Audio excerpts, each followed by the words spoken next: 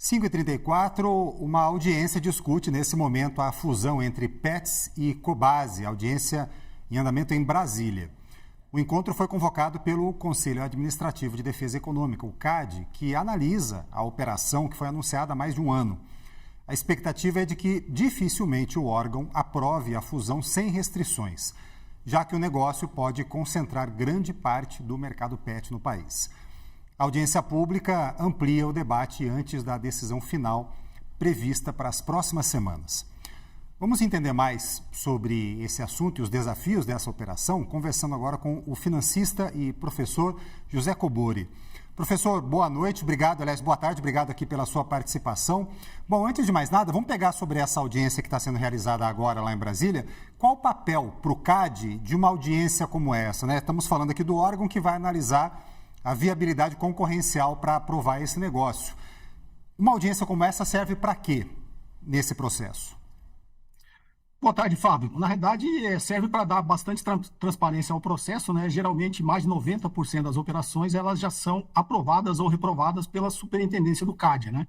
E só a pequena fração de todas as operações que são submetidas para avaliação do órgão antitruste brasileiro é que vão realmente para o colegiado, né? Onde os conselheiros votam se aprovam ou não, e caso aprovem, o que eles chamam de remédios, né? Eles impõem algumas restrições para não prejudicar o mercado.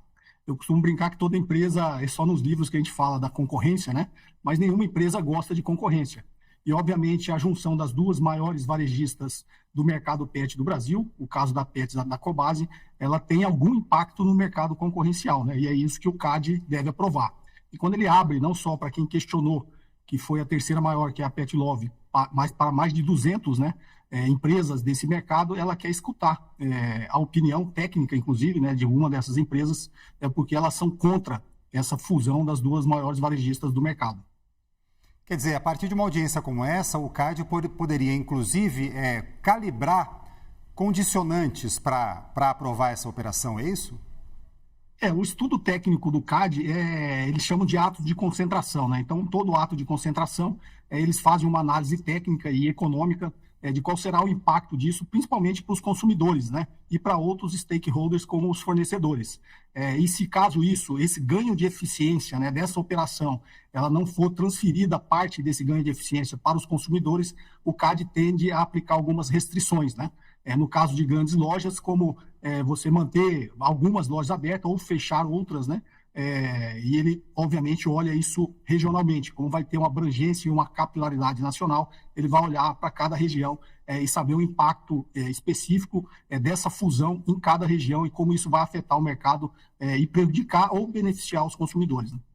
E, na sua leitura, como especialista em fusões e aquisições, parece se tratar de um caso em que o CAD vai impor alguma condição, vai impor alguma restrição para essa operação poder acontecer?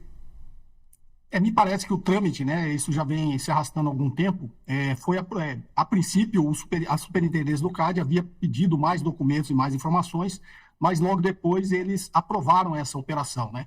Então, se não tivesse sido questionado pelo mercado, como no caso de outras empresas, essa fusão teria sido aprovada.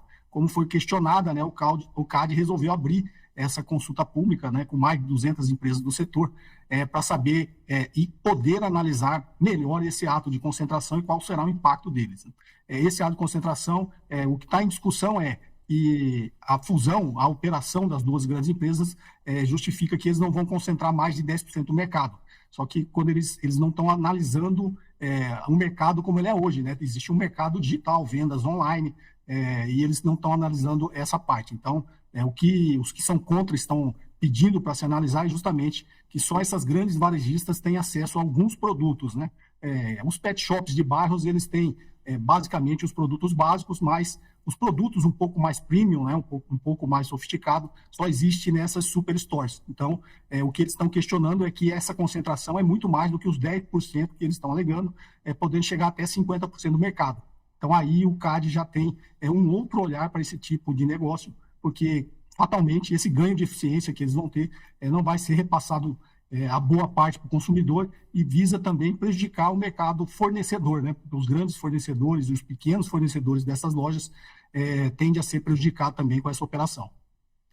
Na sua leitura, Essa fusão poderia ser prejudicial à concorrência, então? Eu acredito que quase toda fusão, Fábio, ela é prejudicial, né?